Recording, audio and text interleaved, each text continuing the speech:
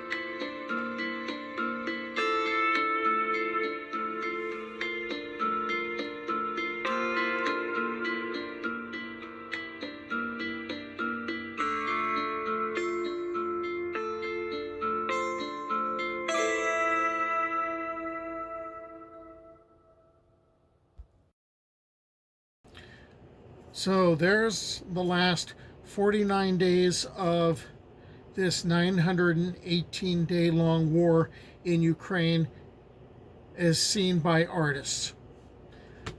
I hope you stick around. I hope you subscribe, just so that people see this stuff and they don't forget. Until the next time, Slava Ukraine!